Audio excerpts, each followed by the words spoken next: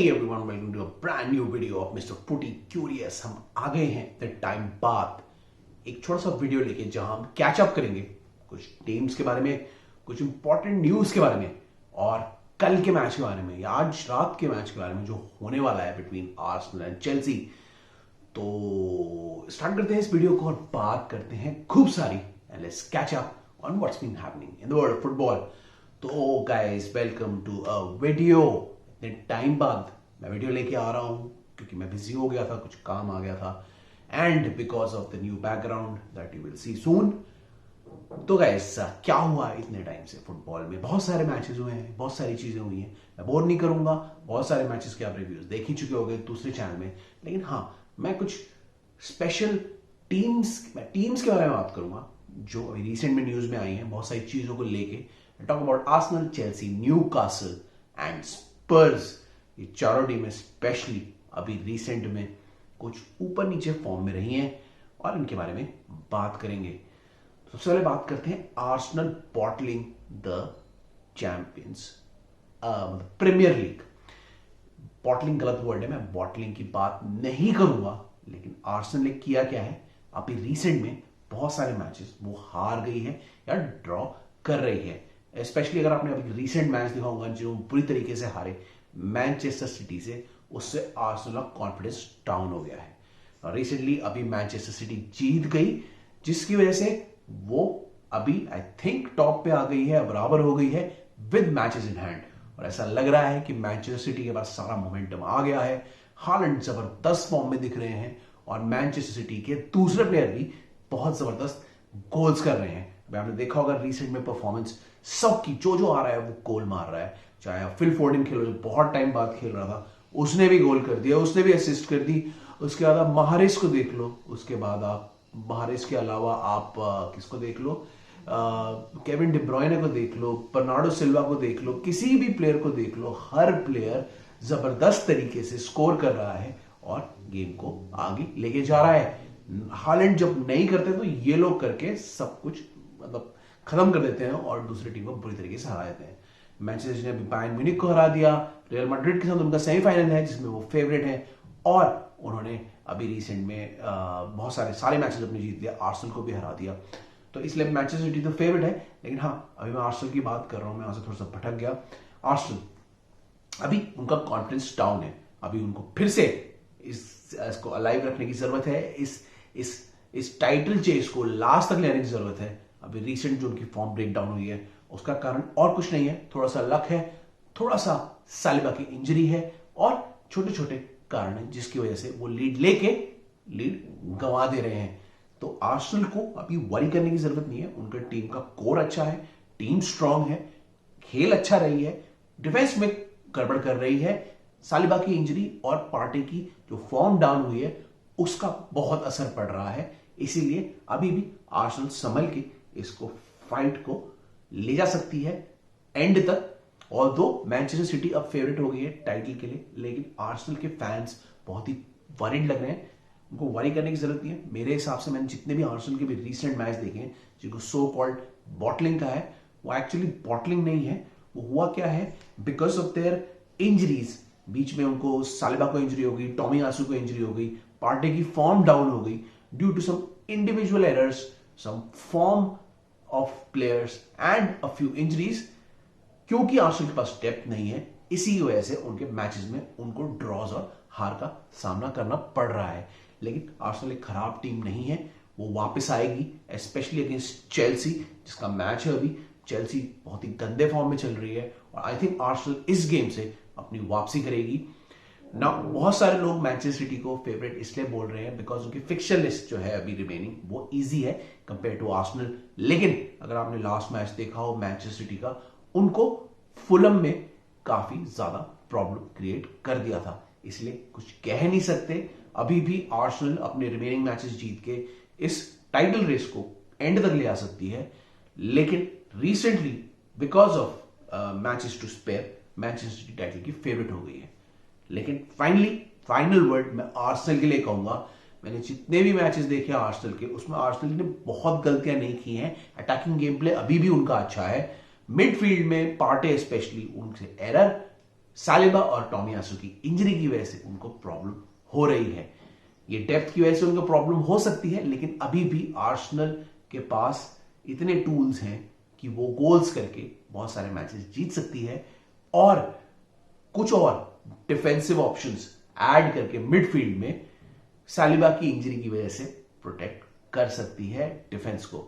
तो अभी भी आर्सेनल इस मैचेस को, रिमेनिंग मैचेस को जीतकर इसको एंड तक ले जा सकती है, इस टाइटल फाइट को एंड तक ले जा सकती है और इस ग्रेट सीजन की एंड तक अच्छी एंडिंग रख सकती है। तो मैं कहूंगा आर्सेनल फैंस वरी मत करो, soon you will pick a form and your team is on a good trajectory. तो ये थी आर्सेनल और बीच में छोटी सी मैनचेस्टर सिटी की बात। अब हम बात कर लेते हैं एक टीम जो बिल्कुल ही खड्डे में और बेकार खेल रही है और बहुत प्रॉब्लम से गुजर रही है। की बात करूंगा चेल्सी की। चेल्सी में भी क्या हुआ है, चेल्सी में आर्सेनल के बिल्कुल ऑपोजिट हुआ है, क्योंकि चेल्सी का सब कुछ बिगड़ सा रहा है। इतने सारे प्लेयर हैं, स्क्वाड का पता नहीं है बेस्ट 11 कौन सी है। रीस जेम्स और मेसन माउंट आउट हो गए हैं इंजरी से। फ्रैंक लैम्पार्ड अपने सारे मैचेस हार गए हैं। पिछले 5 मैचेस में 1 गोल किया है चेल्सी ने, वो भी डिफ्लेक्शन था। उसके अलावा उनके कोई गोल स्कोरर्स नहीं है, स्ट्राइकर्स को नहीं खिलाया जा रहा और जो लास्ट 2 मैचेस में फॉर्मेशंस थी वो बहुत ही बेकार फॉर्मेशंस खिलाई हैं फ्रैंक लैम्पार्ड ने। तो अब चेल्सी के पास इतनी सारी प्रॉब्लम्स है कि वो पूरी टीम खड्डे में गिर गई है। उसके ऊपर से टॉड बोली का ड्रेसिंग रूम में आना, लेक्चर देना, ऐसी खबरें आ रही हैं, बोलना कि प्लेयर्स प्राइस टैग के हिसाब से परफॉर्म नहीं कर रहे, स्टाफ को बदलना, प्लेयर्स को आगे बेचना, बहुत सारी चीजें एफएफपी रेगुलेशन से मीट करना और आगे चल के 1-2 प्लेयर्स को ऐड करना, लुकाकू का वापस आना, लीवाई कोलवेल का वापस आना, मतलब मालो गस्टो को आना, बहुत सारी चीजों को चेल्सी को डील करना है। और इसी बीच में फ्रैंक लैम्पार्ड का इतना शैम्बॉलिक फॉर्मेशन रखना और 5 मैच हार जाना, ये चेल्सी के लिए बहुत सारी प्रॉब्लम्स को एक साथ फेस करना बन गया है। उसके ऊपर अभी उनको नए कोच की तलाश करना, उसमें पिछले 3 हफ्ते से मॉरिसियो पोचेटिनो की बात आ रही है कि वही बनेंगे, लेकिन अभी भी उनका सिलेक्शन ना होना चेल्सी के लिए बहुत बड़ी प्रॉब्लम बन गया है। अब चेल्सी के पास जो रास्ता दिख रहा है वो 2 ही दिख रहे हैं। पहला, अपने स्क्वाड को ट्रिम किया जाए और नए कोच को लाया जाए ताकि वो अपनी बेस्ट 11 इस स्क्वाड में से निकाले और बेस्ट रिजर्व 11 अपनी स्क्वाड में से निकाले, यानी 23-24 प्लेयर का अच्छा टाइट स्क्वाड बनाए। उसके बाद जो प्लेयर सेल करने हैं उन्हें सेल करें और एक अच्छा अट्रैक्टिव गेम प्ले खेलें, जो भी नया कोच होगा उनके लिए। सेकंड, अभी चेल्सी को क्या करना है कि ओनर्स का इंटरफेरेंस हटाना है और जो बोर्ड मेंबर्स और कोच है उन्हें मिलकर फ्यूचर की स्ट्रेटेजी बनाना है। ये दोनों चीजें हो जाएंगी तो आई थिंक चेल्सी का आगे वाले सीजन अच्छे जाएंगे, लेकिन अभी भी इसके कोई आसार नहीं लग रहे, स्पेशली जब तक कोच नहीं आता। और 3 हफ्ते से यही चल रहा है कि मॉरिसियो पोचेटिनो कोच होंगे, लेकिन अभी तक उनसे नेगोशिएशन चल रही है, अभी डिसाइड नहीं हुआ है, इसलिए अभी भी नहीं कह सकते कि चेल्सी का कोच कौन आएगा ना। चेल्सी के जो दूसरे 2 कैंडिडेट्स थे, विंसेंट कंपनी और एंजी पोस्टेकोग्लू, वो भी दोनों अच्छे फ्यूचर कोचेज हैं, लेकिन अभी बड़ी लीग के लिए थोड़े इनएक्सपीरियंस है।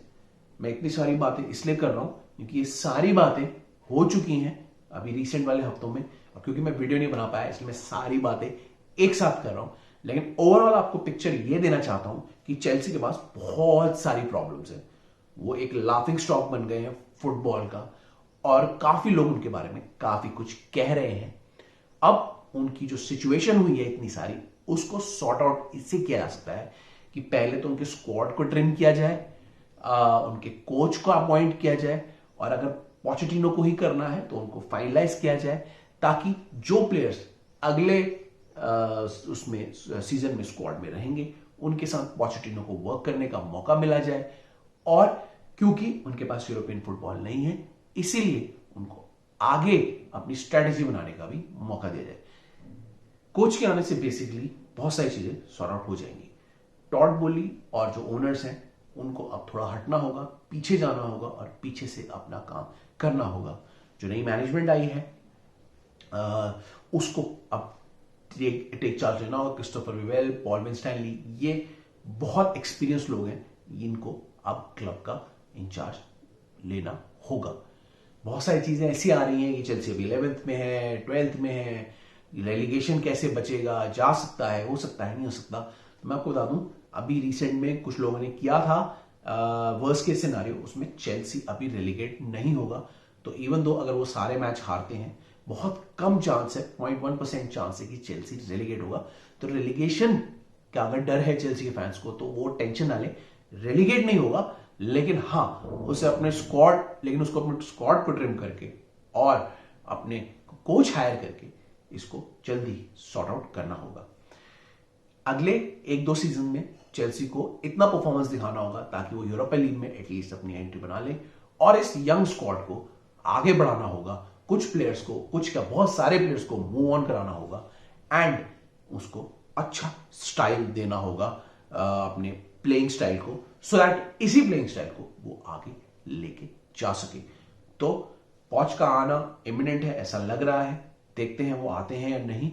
पॉच के आने से भी काफी चीजें सॉर्ट आउट होंगी। चेल्सी का बहुत सारे यंगस्टर्स हैं, यंगस्टर्स को वो खिलाएंगे, दूसरे प्लेयर्स को बाहर कर सकते हैं, और पॉच एक अच्छा अग्रेसिव टीम वर्क वाला प्लेइंग स्टाइल लेके आएंगे, जिनके बारे में हम अपने स्टार्ट पैक एपिसोड में बात करेंगे। लेकिन अभी चेल्सी के लिए जो मैंने आपको बताया ये बहुत जरूरी है। और हाँ, बात बाय द वे, जहां तक रेलीगेशन का बात है वो आप टेंशन मत लो चेल्सी फैंस, चेल्सी रेलीगेट तो नहीं होने वाली। तो देखते हैं आगे क्या होगा, चेल्सी और आर्सेनल के मैच में क्या होगा, इसकी भी हम बात करेंगे। लेकिन चेल्सी अभी थोड़ी सी, मतलब चेल्सी भी काफी प्रॉब्लम में है and they need to sort their system out. तो ये थी आर्सेनल, मैन सिटी और चेल्सी की बात। अब हम बात कर लेते हैं, चलो एक काम करते हैं, मैं अभी न्यूकासल की बात करने वाला था और ब्राइटन की बात करने वाला था, लेकिन अभी हम बात कर लेते हैं एक बारी छोटी सी आर्सेनल वर्सेस चेल्सी का थोड़ा सा एक प्रीव्यू दे देता हूं मैं। मेरे हिसाब से तो ये मैच में ज़्यादा कुछ है नहीं, क्योंकि ये आर्सेनल के होम ग्राउंड में है, इसीलिए I think Arsenal will bounce back with this match. अभी रिसेंट रिजल्ट जो उनके साथ गए हैं वो चाहे जैसे भी गए हों, लेकिन चेल्सी भी सारे मैच हार गया है, ब्रेंटफोर्ड से भी हार गया, सब कुछ हार गया है, इसलिए मुझे नहीं लग रहा चेल्सी वहां पर ज्यादा कुछ कर पाएगा। और दो अगर लैम्पार्ड अच्छी अटैकिंग लाइनअप रखते हैं तो चेल्सी कुछ गोल जरूर कर जाए, लेकिन overall I think Arsenal will be the winner of this match. This match looks hopeless for Chelsea, और ऐसा अभी लग रहा है, और ऐसा लग नहीं रहा है कि चेल्सी कुछ कर पाएगी। लेकिन all depends on how Frank Lampard is prepared for this match and how he utilises the striking options that he has. तो वैसे तो आर्सेनल वर्सेस चेल्सी बहुत बड़ी राइवलरी है, लंदन की राइवलरी है, और हमेशा मैच एक्साइटिंग और बढ़िया होता है, लेकिन इस बार पूरा फेवर, कंप्लीट पावर आर्सेनल के पास है। उन्होंने रिसेंट में भी चेल्सी को हराया है, और अभी जो उनका लो फॉर्म गया है उससे बाउंस बैक करने का ये उनको मौका है। They will be fully ready in their home ground, the fans would be ready, और वो चेल्सी को शुरू से अटैक करेंगे, और उन्हीं के जीतने की पॉसिबिलिटी ज्यादा लग रही है। मैच दो साइड से जा सकता है, जबकि मैं इस लेफ्ट राइट साइड की पॉलिसी, और मैं बात करूंगा मैच दो तरीके से जा सकता है। एक, फर्स्ट आर्सेनल पहला गोल करेगा और उसके बाद चेल्सी वापसी नहीं कर पाएगा and Arsenal will win comfortably 3-0, 4-0। Second, जो कि कम पॉसिबिलिटी है बहुत, लाइक 5%, 10%, कि चेल्सी पहला गोल करेगा और आर्सेनल थोड़ा डर जाएगा और चेल्सी और आर्सेनल एंड तक मुकाबला करेंगे, जिसमें भी आर्सेनल ही इवेंचुअली जीतेगा। तो दोनों ही पॉसिबिलिटीज में Arsenal will be the winner.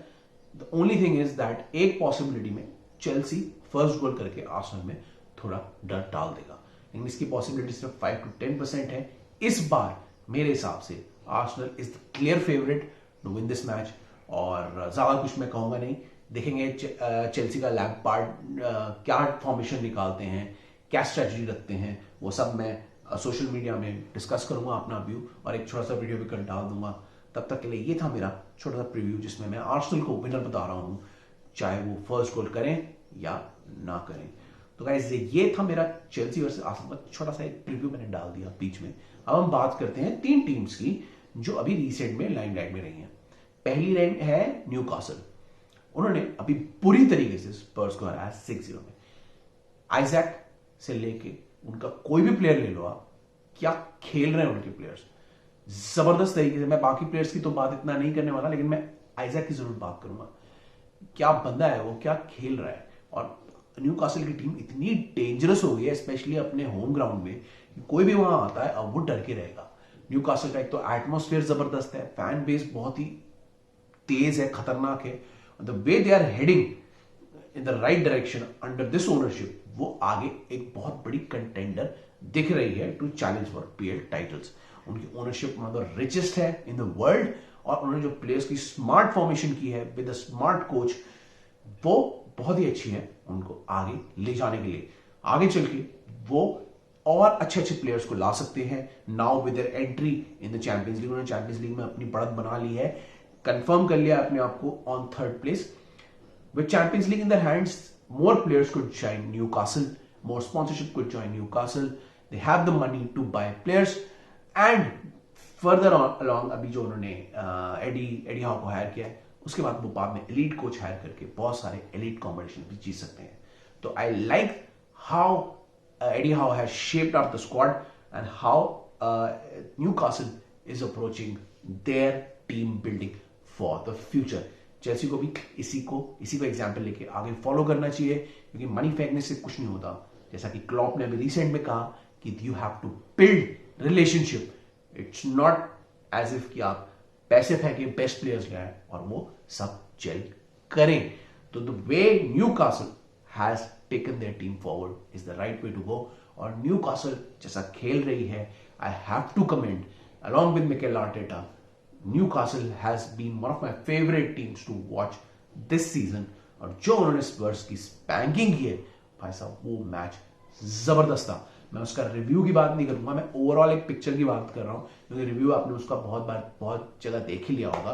Match reviews हम अपना वीकेंड मैचेस की बात करेंगे, लेकिन अभी के लिए मैं बता रहा हूं न्यूकासल की जो ट्रेजेक्टरी है, the way they are hiring, the way they have structured themselves, the way they are hiring players, the way they are playing attacking style of football, the way Eddie Howe is managing the team, it's all going in the right direction. And along with Arsenal, Newcastle would be a force to reckon in the upcoming future। तो ये थी Newcastle की upward trajectory की बात। इसके बाद बात करते हैं दो और टीम्स की जो गई हैं अपवर्ड ट्रेजेक्टरी में। पहली गई है एस्टन विला। ऊनाई एमरी ने क्या खेला है, एक 17th प्लेस टीम को, I think 17th 18th place team को, आई थिंक 17th थी, कहां ले गए यार। वो अभी 5th पे है, वो 5th या 6th पे है, और क्या खेल रही है। He has one of the best winning records for villa when he has joined that losing उसकी स्टीवन जेरार्ड टीम। तो उस टीम को, जो स्टीवन जेरार्ड कुछ नहीं कर पा रहे थे, उस टीम को एक प्रॉपर स्ट्रैटेजी के साथ, एक प्रॉपर वे के साथ उन्होंने उनको हार्ड टू बीट और एक बढ़िया टीम बना दिया है। ऑल्दो एस्टन विला अभी रिसेंट में मैनचेस्टर यूनाइटेड से मैच हार गए, लेकिन the way they are playing, they are a brilliant team to watch right now. मुझे नहीं पता एस्टन विला का फ्यूचर में क्या होगा। बाय द वे उनके ओनर्स जो हैं बहुत रिच हैं और बहुत ही एम्बिशियस हैं, तो वो कुछ भी कर सकते हैं। दैट इज वाई वो ऊनाई एमरी को लेके आए, लेकिन मुझे नहीं पता वो आगे एस्टन विला को कैसे हैंडल करेंगे, एस्टन विला का आगे क्या होगा। लेकिन for this season Unai Emery along with Mikel Arteta and Eddie Howe have been one of the best managers on the scene। आते ही उन्होंने इम्पैक्ट किया और एस्टन विला को कहां से कहां ले गए। अगर आप एस्टन विला गेम प्ले देखेंगे, they are build solid from the back, goal नहीं जाने देते, मिडफील्ड वो पूरी भर के रखते हैं ताकि मिडफील्ड में भी कोई अटैक ना कर सके, और डिफेंस में और अटैक में उनके जो प्लेयर्स हैं वो अभी बहुत ही जबरदस्त खेल रहे हैं। Aston villa was the team to watch out for this season। ना जैसे न्यूकासल के पास बहुत पैसा और बहुत बड़े एम्बिशन है, तो न्यूकासल आर्सेनल ये बहुत बड़ी टीम है, ये आगे जाएंगी ही। लेकिन अभी ये चीज हम एस्टन विला के लिए नहीं कह सकते, बट उनकी ट्रेजेक्टरी भी बहुत अच्छी है, उनके प्लेयर, उनके ओनर्स भी रिच है और बहुत एम्बिशियस है। और bye the way Aston villa is one of the historic clubs in England. तो देखते हैं एस्टन विला की ट्रेजेक्टरी आगे क्या होती है, ऊनाई एमरी को सेकंड सीजन में क्या मिलता है। It will all depend on Unai Emery getting a budget to get more players and to build on their success. हो सकता है Aston Villa along with Brighton, जिसकी हम बात करेंगे, इस बार यूरोपा लीग में जाए, और अगर वो यूरोपा लीग में जाते हैं तो क्या वो यूरोपा लीग वाला स्टेटस आगे भी मेंटेन कर सकते हैं या फिर टॉप 4 में ब्रेकआउट कर सकते हैं, अभी कुछ नहीं पता। लेकिन उनकी ट्रेजेक्टरी बहुत बढ़िया है and I love the fact that the way Unai Emery has made them play। और क्या इसको वो ऊपर लेवल तक लेके जा सकते हैं वो अगले सीजन में देखना होगा। लेकिन इस सीजन में we have to give props to Unai Emery and the way he has managed to take Aston Villa to new heights। तो ये थी एस्टन विला की बात। अब एस्टन विला के साथ हम एक और टीम की बात करते हैं जो बहुत ही बढ़िया खेल रही है, वो है ब्राइटन। डिजर्वी की सब डिजर्व करते हैं जो भी प्लेयर उनको मिलता है। इस बंदे ने जो ब्राइटन जैसी टीम को, जो कि इतना बढ़िया वेल रन क्लब है, उन्होंने क्या टीम बनाई है और क्या टीम को लेके गए हैं ना। ब्राइटन में सबको पता है कि उनके पास इतना बजट नहीं है, तो उनकी जो स्काउटिंग नेटवर्क है वो ऐसे ऐसे जेम्स ढूंढ के लाते हैं। उन्होंने ऐसे ऐसे जेम्स ढूंढे हैं कि ग्रैहम पॉटर के जाने के बाद डिजर्बी को ले आए, जिन्होंने उसको और भी बढ़िया बना दिया है ब्राइटन को। इसके अलावा जेम ऑफ अ प्लेयर लेके आए हैं। उन्होंने ब्राइटन को इतना बढ़िया बना दिया है कि ब्राइटन एक ऐसी टीम लग रही है जो आने वाले टाइम पे अच्छा कंपटीशन देगी और रहेगी अच्छा प्रीमियर लीग में। मुझे नहीं पता इस बार जो सक्सेस मिला है वो उनको अगली बार मिलेगा, लेकिन the way they are playing it is superb. Some of the players that they have, McAllister, Mitoma, पता नहीं कहां से उसे ढूंढ के लाए, लेकिन मिटोमा क्या प्लेयर है। उसने बिल्कुल डिफेंडर्स को नचा दिया है। Probably one of the best finds in terms of wingers this season in Premier League. मतलब मिटोमा जैसे प्लेयर, मैकलिस्टर जैसे प्लेयर, एनसिको जैसे प्लेयर जिसको कोई नहीं जानता, जो बहुत ही जबरदस्त खेल रहा है। अभी क्या खेल रहा है वो रिसेंट के 3-4 मैच से। मतलब we have to give props to the way जो मैनेजमेंट है ब्राइटन का, the way they manage their club and their scouting network to find these fantastic players and this new managers जो आते ही Brighton को हमेशा top पे रखते हैं। उनकी टीम जब आई थी प्रीमियर लीग में, जब प्रमोट हुई तो बहुत ही बेकार थी। But the way Graham Potter has taken that team and now De Zerbi is taking that team, it looks like Brighton is one of the most smartest small clubs in Premier League। और जिस वे से वो operate कर रहे हैं, it looks like they want to stay in the Premier League and they will stay in the Premier League। और ऐसे ही जैसे वो अभी टॉप 6 टॉप 7 में घूम रहे हैं, ऐसे ही अगर वो अच्छा करते रहे तो फ्यूचर में अगर उनको यूरोपा लीग में खेलने का मौका मिला, चैंपियंस लीग में खेलने का मौका मिला, उसके पैसे से they could utilize and make that team even better than they have right now. तो ब्राइटन एस्टन विला के साथ एक ऐसा क्लब है जो अच्छी ट्रैजेक्टरी में जा रहा है and these are the few clubs and managers I am loving watching this season. De Zerbi को भी मैं रेकमेंड करूंगा मैनेजर द सीजन के लिए। बाय द वे इतने सारे कंटेंडर्स हैं इस बार मैनेजर द सीजन के लिए कि कुछ नहीं पता किसको बाद में मिलेगा। बाय द वे मेरे कंटेंडर्स मैनेजर द सीजन के मैं फटाफट दे देता हूं before I talk about Spurs. De Zerbi तो है ही, Unai Emery, Eddie Howe, Pep Guardiola और मिकेल आर्टेटा, ये 5। अब इसमें से आपके कौन है वो आप मुझे कमेंट में बताना। मेरे फेवरेट तो ये, मैं सोशल मीडिया में क्वेश्चन मारूंगा, टेल मी इन सोशल मीडिया। तो गाइस ये था सारा कैचअप बहुत सारी टीम्स का। लास्ट में स्पर्स की बात कर लेते हैं। स्पर्स ने अपने इंटरिम को भी फायर कर दिया है और स्पर्स एक ऐसी टीम है जो चेल्सी के साथ अभी डाउनवर्ड ट्रेजेक्टरी में जा रही है। और दो लास्ट मैच में स्पर्स ने अच्छा खेला, अच्छा परफॉर्मेंस दिया अगेंस्ट लिवरपूल, लेकिन स्पर्स अभी बहुत ही खराब खेल रही है और अच्छा नहीं परफॉर्म कर रही है ना। अभी रिसेंट में ऐसी बात चल रही थी कि नागल्समैन जो चेल्सी के फेवरेट कोच थे, now looks like he might join Spurs. अब तक कुछ डिसाइड नहीं हुआ है, लेकिन स्पर्स चेल्सी के साथ एक ऐसी टीम है जिसके पास अभी टेक्निकली कोई कोच नहीं है। उन्होंने इंटरिम के बाद एक रायन मेसन जो उनके प्लेयर कोच हायर किया है फॉर द रिमेनिंग मैचेस, और वो भी एक ऐसी टीम लग रही है इन नीड ऑफ कोच, क्योंकि कॉन्टे तो डैनी लीवी से लड़के चले गए और तब से जो उनके इंटरिम कोच थे वो भी बहुत ही खराब खेल रहे थे और उनको भी फायर कर दिया गया। उसके अलावा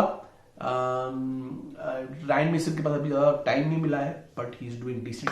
स्पर्स ठीक ठाक ही खेल रही है और स्पर्स एक ऐसी टीम बन गई है जो अभी डाउनवर्ड ट्रेजेक्टरी में चली गई है।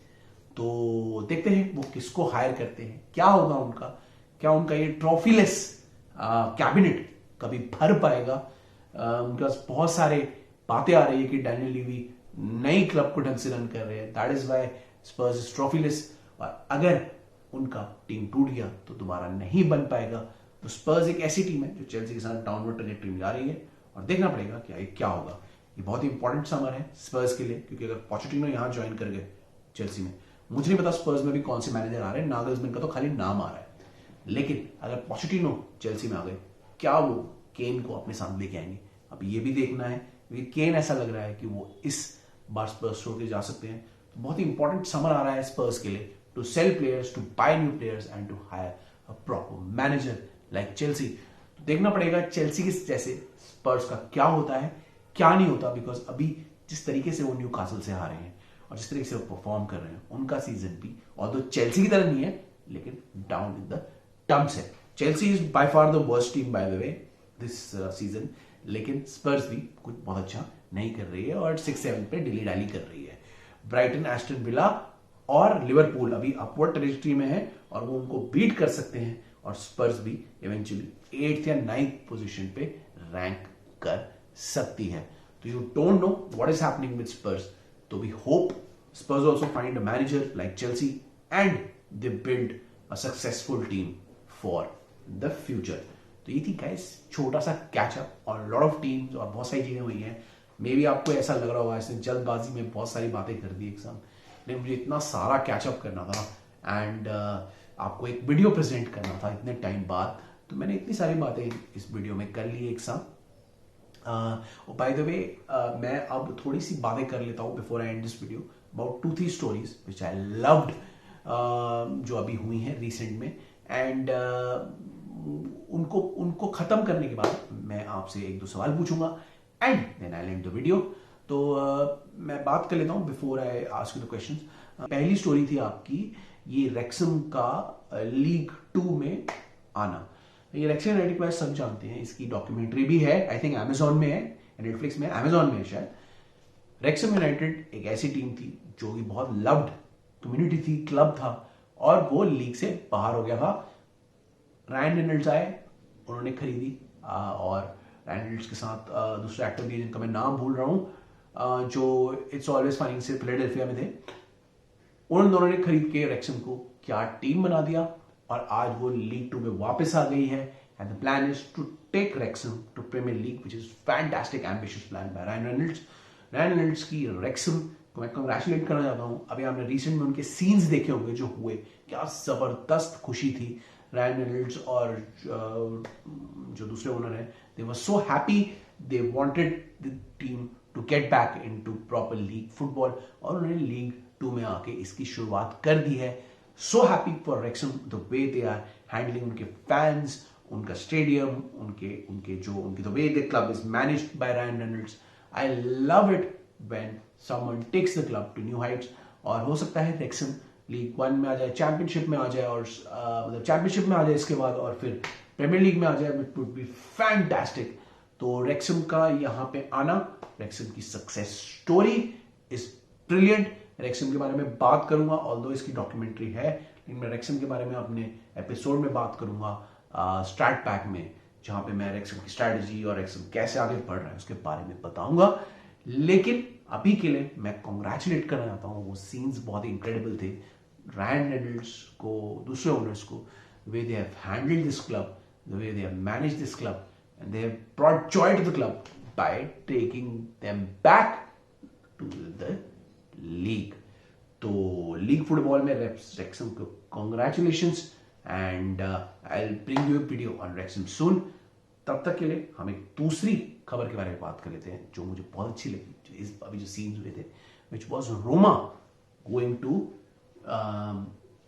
The finals of Europa League. भाई साहब, जोसे मोरिन्यो और रोमा फाइनल में आ गए हैं, और José Mourinho looks to be still relevant in world of football.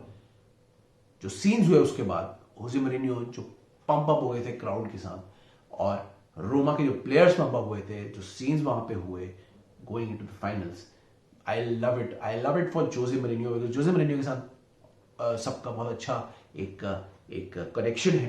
मैं बताऊंगा क्यों बाद में, लेकिन I love Jose Mourinho. Jose Mourinho एक बहुत ही अच्छी पर्सनैलिटी है, बहुत ही जबरदस्त पर्सनैलिटी है, and the way he has handled this situation has been super. उन्होंने जो रोमा को एक रेलिवेंट टीम बना के रखा है, एक कोर ग्रुप ऑफ प्लेयर्स बनाया, अच्छा कोर ग्रुप ऑफ प्लेयर्स बनाया, and the way they are performing, the way Jose is performing is super.